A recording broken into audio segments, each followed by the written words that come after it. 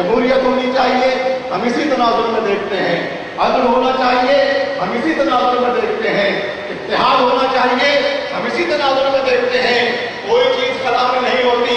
کوئی چیز معمولی طور پر نہیں ہوتی۔ اسی لیے تو 8-9 سال ہو گئے ہیں جب مجاہدین جگہ جگہ شہروں میں گھوم کر اپنے افغان بھائیوں سے یہ کہتے ہیں کہ ظالم کی ضرورت ہے تو کس کام کا چنانچہ پورے افغانستان میں افغان عوام نے اپنی قیادت کی ایک کاٹ سنی۔ جب کوئی ہم سے یہ کہتا ہے کہ سب کو اتحاد کر لینا چاہیے، ہم اس لیے یہ بات کہتے ہیں کہ امریکہ مخالف تناظر میں اس کو دیکھیں گے صرف معروفی طور پر جمہوریت بھی اچھی نہیں ہوتی، صرف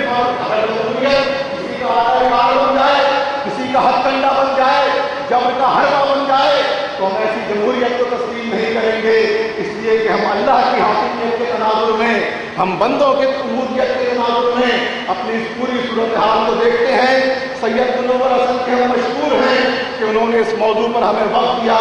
اس موضوع پر اس ملک میں بات کرنے والی اگر کوئی آواز ہے، سید منور حسن کی آواز ہے۔ یہ صرف مذہبی مسئلہ نہیں ہے، یہ صرف سیاسی مسئلہ نہیں ہے، یہ ہمارے ایمان کا مسئلہ ہے، یہ ہمارے شعور کا مسئلہ ہے۔ ہم اس شعور کو عام کرنا چاہتے ہیں، اس شعور کی بنیاد پر اپنے حالات بدلنا چاہتے ہیں، اس شعور کے اساس پر انقلاب ڈالنا چاہتے ہیں، ساری دنیا کو اسی اہمیت سے دیکھتے ہیں۔ اسی لیے ہم نے آج کے عنوان رکھا ہے، ہم سب کی یہ ضرورت ہے کہ ہم امیر جماعت کی بات کو سنیں، امیر جماعت کے پیغام کو سنیں اور صرف سننا، سر دھلنا، اس کے بعد اپنے گھر چلے جانا ہمارا مسئلہ یہاں ختم نہیں ہوتا۔ لہٰذا ہم جن کو جو حق کے تناظر میں اس پورے خطے کے اندر جو حالات ہیں، اس پورے خطے کے اندر جن کو جو حق کی صورتحال ہے اور بالخصوص اللہ تبارک و تعالیٰ نے اس خطہ پاکستان کو جو امتیازات عطا کیا ہے، ہم اس حوالے سے پوری بات جاننا، سننا، سمجھنا چاہتے ہیں اور اسی حوالے سے آج کے پروگرام ہم نے منعقد کیا ہے۔ سید منور حسن صاحب آپ کے سامنے اپنی گفتگو کریں گے۔ اس گفتگو کے بعد ہو سکتا ہے کہ کوئی سوال آپ کے ذہن میں پیدا ہو، اس کا طریقہ ہم نے یہ رکھا ہے کہ آپ اس کے حوالے سے فالو اپ کر سکتے ہیں۔ کوئی سوال پوچھنا چاہیں، کوئی وضاحت کرنا چاہیں، امیر جماعت آپ کے درمیان موجود ہوں گے، آپ کے سوالات کے جوابات بھی دیں گے، لیکن آپ اتنی زحمت کیجیے گا کہ اپنے سوالات پرچے پر لکھ کر اسٹیج تک بھجوا دیں۔ ہم انشاءاللہ تعالیٰ وہ جتنے ممکن ہو سکیں گے وہ تمام سوالات امیر جماعت کی خدمت میں پیش کریں گے۔ اسی کے ساتھ میں آپ سے اجازت چاہتا ہوں۔ میں آج کی اس تقریب میں شرکت کے لیے خصوصی وقت فراہم کرنے کے لیے میں سب سے پہلے تو محترم امیر جماعت جناب سید منور حسن صاحب کا شکریہ ادا کرتا ہوں، اور آپ سب معززین اور اس معاشرے کے اندر وہ افراد ہیں جو کہ کسی بھی انقلاب کے حوالے سے غور و فکر بھی رکھتے ہیں، تفکر بھی کرتے ہیں، اور یقیناً جو ایک بیداری کی صورت ہے امت مسلمہ میں، اس بیداری کو آپ سمجھنا بھی چاہتے ہیں، اور یہ ہم میں سے ہر ایک کی خواہش ہے کہ موجودہ حالات میں اگر کوئی تبدیلی نظر آتی ہے تو وہ کیا ہے، اور جو یہ استعمار ہے یا جو امریکہ جس طرح سے ساری دنیا میں اپنا طاغوتی نظام مسلط کر رہا ہے، تو اس صورت کے اندر امت مسلمہ کے لیے کیا ایجنڈا ہونا چاہیے۔ محترم سید منور حسن صاحب ہماری اس میں رہنمائی کریں گے۔ میں آپ سے ملتمس ہوں محترم جناب سید منور حسن صاحب سے کہ وہ آئیں اور ہمیں رہنمائی فراہم کریں۔ جناب محترم سید منور حسن صاحب۔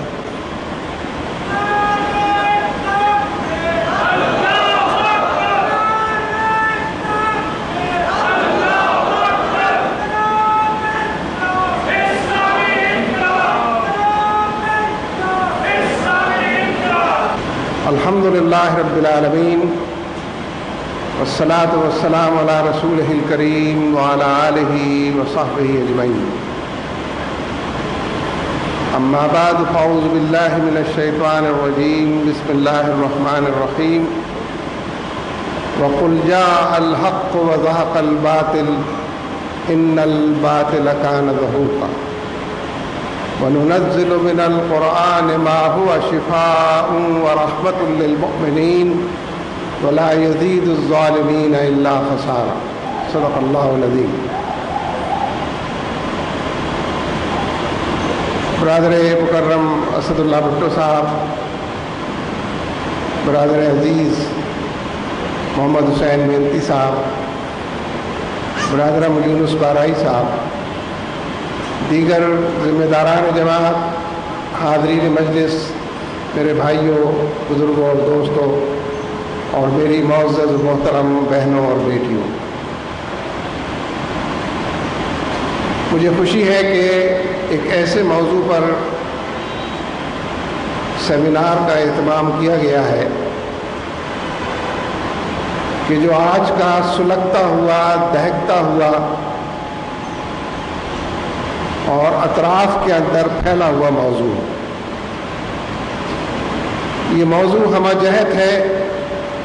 اس کی بہت سی پرتیں ہیں. یہ موضوع طے در طے ہے،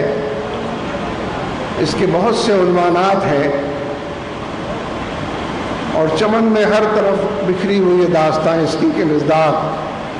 یہ موضوع دور تک پہنچا ہوا اور پھیلا ہوا موضوع. ظاہر ہے کہ اس موضوع پر آج کل اخبارات میں بھی بہت کچھ چھپتا ہے،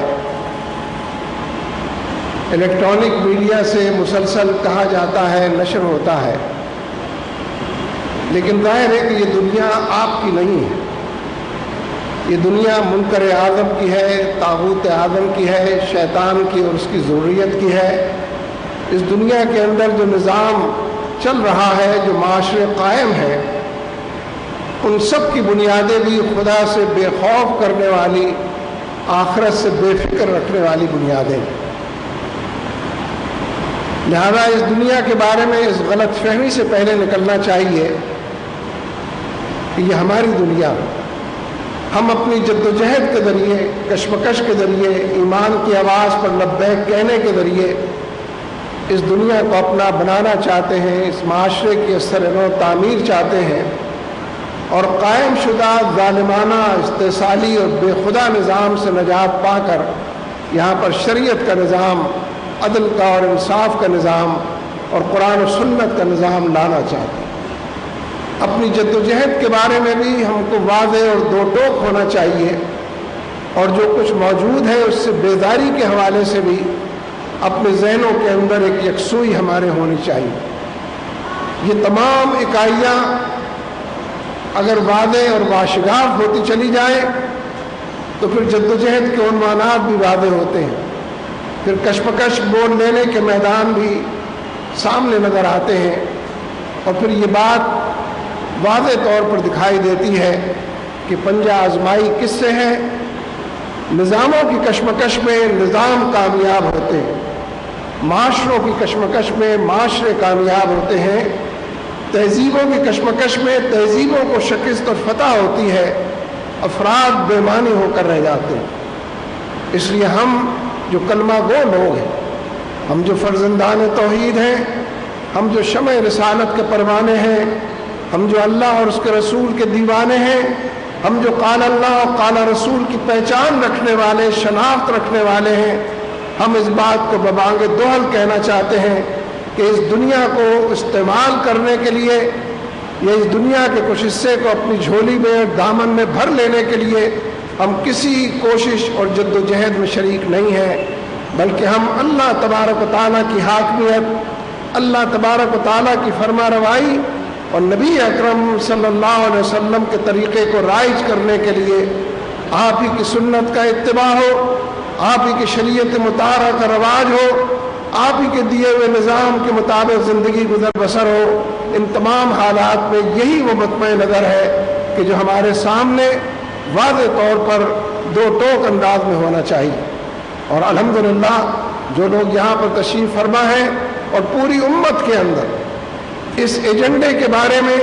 اس کی ترجیحات کے بارے میں وقت گزرنے کے ساتھ پوری امت کے اندر ایک بیداری کی لہر. جب ہم بیداری کی بات کرتے ہیں، مسلمان صاحب ایمان جب اپنے رب کو بھول جاتا ہے،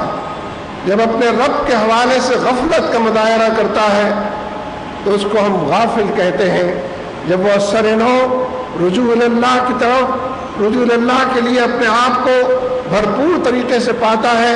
تو پھر ہم اس کو بیدار کہتے ہیں۔ ایمان بیداری کا ثمر ہے، اور ایمان ہی کے نتیجے میں جد و جہد وجود میں آتی ہے، اور ایمان ہی کے بیچ کے نتیجے میں وہ برغبار اور وہ سائے میسر آتے ہیں کہ جو پوری انسانیت کو آج درکار